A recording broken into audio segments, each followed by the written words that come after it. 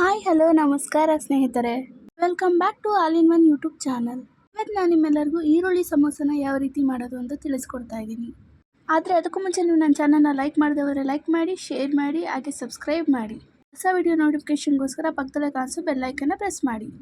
ಮೊದಲಿಗೆ ಒಂದು ಮಿಕ್ಸಿ ಜಾರ್ಗೆ ಬೆಳ್ಳುಳ್ಳಿ ಮತ್ತು ಕೊತ್ತಂಬರಿ ಸೊಪ್ಪು, ಒಂದು 3 ರಿಂದ 4 ಹಸಿಮೆಣಸಿನ್ಕಾಯಿ ಎಲ್ಲನೂ ಸೇರಿಸಿ, ಇದೆಲ್ಲನೂ ಸೇರಿಸಾದ್ಮೇಲೆ 1 ಇಂಚ್ ಆಗೋಷ್ಟು ಶುಂಠಿನ ಸೇರಿಸ್ಕೋಬೇಕಾಗುತ್ತೆ. ಆಮೇಲೆ 1 ಟೀ ಸ್ಪೂನ್ ಆಗೋಷ್ಟು ಧನಿಯಾ ಪುಡಿನ ಸೇರಿಸ್ಕೋಬೇಕಾಗುತ್ತೆ. ಇದನ್ನು ಮಿಕ್ಸಿ ಜಾರ್ನಲ್ಲಿ ತರ್ತರಿಯಾಗಿ ಪುಡಿ ಮಾಡ್ಕೋಬೇಕು.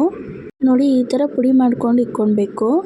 ಬನ್ನಿ ಈಗ ಸಮೋಸೆಗೆ ಬೇಕಾದಂಥ ಈರುಳ್ಳಿ ಪಲ್ಯನ ಹೇಗೆ ಮಾಡೋದು ಅಂತ ತಿಳ್ಕೊಳ್ಳೋಣ. ಮೊದಲಿಗೆ ಒಂದು ಪ್ಯಾನ್ನ ಒಲೆ ಮೇಲೆ ಇಟ್ಕೊಂಡು ಅದಕ್ಕೆ ಒಂದು 2 ರಿಂದ 3 ಸ್ಪೂನ್ ಆಗುವಷ್ಟು ಎಣ್ಣೆನ ಹಾಕ್ಕೋಬೇಕು. ಎಣ್ಣೆ ಒಂದು 2 ನಿಮಿಷ ಚೆನ್ನಾಗಿ ಕಾಯಬೇಕು. ಇವತ್ತು ನನ್ನ ಬಾಲ್ಯದ ಗೆಳತಿ ಒಬ್ಬಳು ಮನೆಗೆ ಬಂದಿದ್ಲು. ಈ ರೆಸಿಪಿನ ನಾನು ಮತ್ತು ಅವಳು ಇಬ್ಬರು ಸೇರಿ ಮಾಡಿದ್ವಿ. ತುಂಬ ಚೆನ್ನಾಗಿ ಬಂತು. ಇಲ್ಲಿವರೆಗೂ ವಿಡಿಯೋನ ಮಿಸ್ ಮಾಡಿದೆ ನೋಡಿ. ಈಗ ಎಣ್ಣೆ ಕಾದಿದೆ. ಇದಕ್ಕೆ ರುಬ್ಬಿಕೊಂಡಂಥ ತರ್ತರಿಯಾದಂಥ ಮಸಾಲೆನ ಇದಕ್ಕೆ ಹಾಕೋತಾ ಇದ್ದೀವಿ. ಲೋ ಫ್ಲೇಮಲ್ಲೇ ಇದನ್ನು ಹಾಕ್ಕೋಬೇಕು, ಇಲ್ಲಾಂದರೆ ಹಸಿಮೆಣ್ಸಿನ್ಕಾಯಿ ಹಾಕಿರೋದ್ರಿಂದ ಇದು ಫುಲ್ ಘಾಟಾಗಿಬಿಡುತ್ತೆ. ಒಂದು 2 ನಿಮಿಷ ಎಣ್ಣೆಲಿ ಚೆನ್ನಾಗಿ ಫ್ರೈ ಮಾಡಿದ ನಂತರ ಇದಕ್ಕೆ ಕರಿಬೇವನ್ನ ಸೇರಿಸಿದ್ದೀನಿ. ಇದಕ್ಕೀಗ 3 ಈರುಳ್ಳಿನ ಸಣ್ಣಗೆ ಉದ್ದಕ್ಕೆ ಕಟ್ ಮಾಡಿಕೊಂಡಿದ್ದೆ, ಅದನ್ನು ಸೇರಿಸ್ಕೊಂಡಿದ್ದೀನಿ. ಇದೆಲ್ಲನೂ ಒಂದು ಅರ್ಧ ಬೆಂದರೆ ಸಾಕು. ಎಣ್ಣೆಯಲ್ಲಿ ಕೂಡ ಕರಿಬೇಕಾದ್ರೆ ಈರುಳ್ಳಿ ಬೇಯುತ್ತೆ. ಒಂಥರ ತುಂಬ ಖುಷಿ ವಾತಾವರಣ. ತುಂಬ ದಿನ ಆದಮೇಲೆ ನಮ್ಮ ಸ್ಕೂಲ್ ಫ್ರೆಂಡ್ ಒಬ್ಬಳು ಮನೆಗೆ ಬಂದಿದ್ಲು. ಅವಳು ನಾನು ಇಬ್ಬರು ಸೇರ್ಕೊಂಡು ಈ ಅಡುಗೆ ಮಾಡಬೇಕಾದ್ರೆ ನಮಗೊಂಥರ ತುಂಬ ಖುಷಿ ಆಗ್ತಾಯಿತ್ತು. ತುಂಬ ದಿನಗಳ ನಂತರ ಏನೋ ಒಂದು ಟ್ರೈ ಮಾಡೋಕ್ಕೆ ಹೋಗಿದ್ದೀವಿ. ಸೊ ಪ್ಲೀಸ್ ವಿಡಿಯೋನ ಎಲ್ಲ ಸ್ಕಿಪ್ ಮಾಡಿದೆ ಕೊನೆವರೆಗೂ ನೋಡಿ. ಇದಕ್ಕೀಗ ಒಂದು 1/4 ಟೀ ಸ್ಪೂನ್ ಆಗುವಷ್ಟು ಅರಿಶಿನ ಪುಡಿನ ಸೇರಿಸ್ತಾ ಇದ್ದೀವಿ. ಅರಿಶಿನ ಪುಡಿನ ಸೇರಿಸಾದ್ಮೇಲೆ ಒಂದು 5 ನಿಮಿಷ ಇದನ್ನು ಚೆನ್ನಾಗಿ ಮಿಕ್ಸ್ ಮಾಡಬೇಕು. ಫ್ರೆಂಡ್ಶಿಪ್ನ ರಕ್ತ ಸಂಬಂಧಕ್ಕೂ ಮೀರಿದ ಸಂಬಂಧ ಅಂತ ಕರೀತಾರೆ.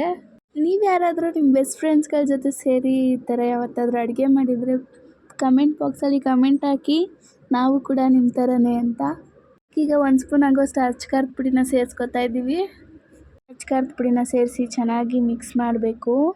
ಅವಳದೊಂದು ಕೈ ಆದರೆ ನಂದೊಂದು ಕೈ, 2 ಕೈ ಸೇರಿಸಿದ್ರು ಚಪ್ಪಾಳೆ ಅಂತ ಹೇಳ್ತಾರಲ್ಲ ಸ್ನೇಹಿತರೆ, ಹಾಗೆ ಇಲ್ಲಿ 2 ಕೈ ಸೇರಿ ಈ ರೆಸಿಪಿ ತುಂಬ ಅದ್ಭುತವಾಗಿ ಬಂದಿದೆ. ಇದಕ್ಕೀಗ 1 ಸ್ಪೂನ್ ಆಗೋಷ್ಟು ಜೀರಿಗೆ ಪುಡಿನ ಸೇರಿಸ್ಕೊತಾ ಇದ್ದೀವಿ. ಜೀರಿಗೆ ಪುಡಿನ ಹಾಕಿ ಚೆನ್ನಾಗಿ ಫ್ರೈ ಮಾಡ್ಕೋಬೇಕು. ಇದು ಆಲ್ಮೋಸ್ಟ್ ಆಲ್ ಒಂದು 25% ಆಗಿದೆ. ಲಾಸ್ಟಲ್ಲಿ ಸ್ವಲ್ಪ ಉಪ್ಪನ್ನ ಸೇರಿಸಿ ಇದಕ್ಕೆ ಮೇಲೆ ಕೊತ್ತಂಬರಿ ಸೊಪ್ಪನ್ನ ಹಾಕಿದ್ರೆ ಸಮೋಸಾಗೆ ಬೇಕಾದಂಥ ಈರುಳ್ಳಿ ಪಲ್ಯ ರೆಡಿ ಆಗುತ್ತೆ. ಈಗ ಒಂದು ಸೈಡ್ಗೆ ಮಾಡಿಕೊಂಡು ಬೇರೆ ಪ್ಯಾನ್ನ ತೊಗೊಂಡು ಅದಕ್ಕೆ ಒಂದು 2 ಕಪ್ ಆಗೋಷ್ಟು ಮೈದಾ ಹಸಿಟ್ಟನ್ನ ಸೇರಿಸ್ಕೊತಾ ಇದ್ದೀವಿ. ಮೈದಾ ಹಸಿಟ್ಟನ್ನ ಹದವಾಗಿ ನೀಟಾಗಿ ಕಲಿಸ್ಕೊಂಡ್ರೆ ಸಮೋಸ ಸಖತ್ತಾಗಿ ಬರುತ್ತೆ. ಸ್ನೇಹಿತರೆ, ಈಗ 2ನೇ ಕಪ್ ಮೈದಾ ಹಸಿಟ್ಟನ್ನು ಕೂಡ ಸೇರಿಸ್ತಾ ಇದ್ದೀವಿ. ಇದಕ್ಕೀಗ ಒಂದು ಚಿಟಿಕೆ ಆಗೋಷ್ಟು ಸೋಡಾನ ಸೇರಿಸ್ಕೊತಾ ಇದ್ದೀವಿ. ಕ್ರಿಸ್ಪಿಯಾಗಿ ಬರೋದಕ್ಕೆ ಸೋಡಾನ ಆ್ಯಡ್ ಮಾಡ್ಕೊಂಡಿದ್ದೀವಿ. ನೀವು ಬೇಕು ಅಂದರೆ ಹಾಕೋಬೋದು, ಇಲ್ಲ ಸ್ಕಿಪ್ ಮಾಡ್ಕೋಬೋದು. ನಂತರ ಇದಕ್ಕೆ ಒಂದು 1/4 ಟೀ ಸ್ಪೂನ್ ಆಗೋಷ್ಟು ಉಪ್ಪನ್ನ ಸೇರಿಸ್ಕೊತಾ ಇದ್ದೀವಿ. ಆಮೇಲೆ ಇದಕ್ಕೆ ಸ್ವಲ್ಪ ಸ್ವಲ್ಪ ನೀರನ್ನ ಹಾಕ್ಕೊಂಡು ಚಪಾತಿ ಹಿಟ್ಟಿನ ಥರ ಆ ಹದಕ್ಕೆ ಬರೋ ಥರ ಕಲಿಸ್ಕೋಬೇಕು. ಈ ಹದಕ್ಕೆ ಬಂದ ನಂತರ ಇದಕ್ಕೆ ಸ್ವಲ್ಪ ಸ್ವಲ್ಪ ಎಣ್ಣೆನ ಹಾಕ್ಕೊಂಡು ಅಲ್ಲಲ್ಲಿ ಹಂಗೆ ನೀಟಾಗಿ ಕಲಿಸ್ಕೊತಾ ಇರಬೇಕು. ಎಣ್ಣೆನ ಹಾಕ್ತಾ ಇರೋದ್ರಿಂದ ಮೈದಾ ಹಿಟ್ಟು ತುಂಬ ಸಾಫ್ಟಾಗಿ ಬರುತ್ತೆ. ನೋಡಿ, ಈಗ ಎಣ್ಣೆನ ಹಾಕ್ಕೊಂಡು ಕೈಯಲ್ಲಿ ನೀಟಾಗಿ ಮಿಕ್ಸ್ ಮಾಡ್ಕೋಬೇಕು. ನೋಡ್ತಾ ಇದ್ದೀರಲ್ಲ ಹಸಿಟ್ಟು ಯಾವ ಹದದಲ್ಲಿದೆ ಅಂತ. ನೋಡಿ, ಒಂದು 2-3 ಸಲ ಹಿಟ್ಟನ್ನ ಈ ಥರ ಮಾಡ್ಕೋಬೇಕಾಗುತ್ತೆ. ನಂತರ ಇದನ್ನು ಕಲ್ ಮೇಲೆ ಹಾಕ್ಕೊಂಡು ಚೆನ್ನಾಗಿ ಒಂದು ಸಲ ನಾದ್ಕೋಬೇಕು. ಚಪಾತಿ ಸ್ವಲ್ಪ ಚಿಕ್ಕದಾಗಿರುತ್ತೆ, ಆದರೆ ಇದು ಸ್ವಲ್ಪ ದೊಡ್ಡದಾಗಿ ಲಟ್ಟಿಸ್ಕೋಬೇಕು. ಈ ಥರ 2ನ್ನ ಲಟ್ಟಿಸ್ಕೋಬೇಕಾಗುತ್ತೆ. ಇದರಲ್ಲಿ ಏನಿಲ್ಲ ಅಂದರೂ ಒಂದು 4 ಸಮೋಸ ಆಗುತ್ತೆ. ನೋಡಿ, ಇದೇ ಪ್ರೋಸೆಸ್ಸಲ್ಲಿ ಲಟ್ಟಿಸ್ಕೋಬೇಕು. ಒಂದು ಸ್ವಲ್ಪ ಮೈದಾ ಹಸಿಟ್ಟು ಕೂಡ ಮಧ್ಯದಲ್ಲಿ ಹಾಕ್ಕೋಬೇಕು, ಇಲ್ಲ ಅಂದರೆ ಹಿಟ್ಟು ಕಲ್ಲಿಗೆ ಕಚ್ಕೊಳ್ಳೋ ಚಾನ್ಸಸ್ ಇರುತ್ತೆ. ನೋಡಿ, ಈಗ ಒಂದು ಲೇಯರ್ ರೆಡಿಯಾಗಿದೆ. ಇಷ್ಟು ಅಗಲ ಬರಬೇಕು, ಅಷ್ಟುದ್ದ ಇರಬೇಕು. ನೋಡಿ, ಈಗ ಇನ್ನೊಂದು ಲೇಯರ್ನ ಲಟ್ಟಿಸ್ಕೊತಾ ಇದ್ದೀನಿ. ಸೇಮ್ ಅದೇ ಪ್ರೋಸೆಸ್ನ ಫಾಲೋ ಮಾಡಬೇಕು. ಸೇಮ್ ಅಷ್ಟೇ ಉದ್ದ, ಸೇಮ್ ಅದೇ ಥರನೇ ಲಟ್ಟಿಸ್ಕೋಬೇಕು. ನೋಡಿ, ಈಗ 2ನೇ ಲೇಯರ್ ಕೂಡ ರೆಡಿಯಾಗಿದೆ. ಈಗ ಅದನ್ನು ಇನ್ನೊಂದು ಲೇಯರ್ ಮೇಲೆ ಅಟ್ಯಾಚ್ ಮಾಡಿ 2 ಲೇಯರ್ನು ಈಗ ನೀಟಾಗಿ ಲಟ್ಟಿಸ್ಕೋಬೇಕು. 2 ಒಂದಕ್ಕೊಂದು ಬೆರೆಯೋ ಥರ ಲಟ್ಟಿಸ್ಕೋಬೇಕಾಗುತ್ತೆ. ನೋಡಿ, ಈ ಥರ ಲಟ್ಟಿಸ್ಕೋಬೇಕು. ಈ ಥರ 2 ಲೇಯರ್ನ ಹಾಕೋದ್ರಿಂದ ಸಮೋಸ ಎಲ್ಲೂ ಎಣ್ಣೆಲಿ ಬಿಟ್ಕೊಳ್ಳಲ್ಲ. ಈಗ ಹಸಿಟ್ಟು ಒತ್ತಾಗಿದೆ, ಇದ್ರ 4 ಮೂಲೆನೂ ಕಟ್ ಮಾಡಬೇಕು ಈ ಥರ.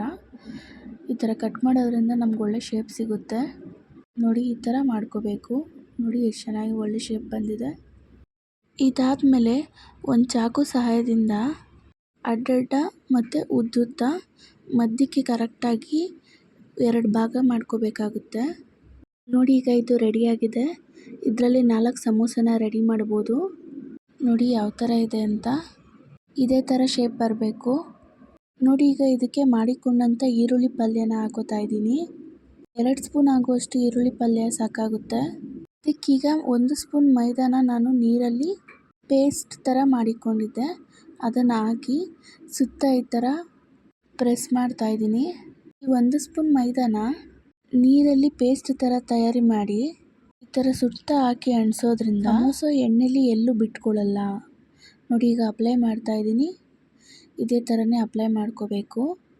ಈಗ ಉಳಿದಂತೆ ಎಲ್ಲ ಸ್ಲೈಸ್ನು ಸೇಮ್ ಅದೇ ಥರ ಮಾಡ್ಕೋತಾ ಇದ್ದೀನಿ. ಮಧ್ಯದಲ್ಲಿ ಈರುಳ್ಳಿ ಇಕ್ಕಿ ಸುತ್ತ ಮೈದಾ ಪೇಸ್ಟ್ನ ಹಾಕಿ ಅದನ್ನು ನೀಟಾಗಿ ಫೋಲ್ಡ್ ಮಾಡಿಕೊಂಡ್ರೆ ಇದು ಸಮೋಸ ಎಣ್ಣೆಲಿ ಕರಿಯೋದಕ್ಕೆ ರೆಡಿಯಾಗಿದೆ ಅಂತ ಅರ್ಥ.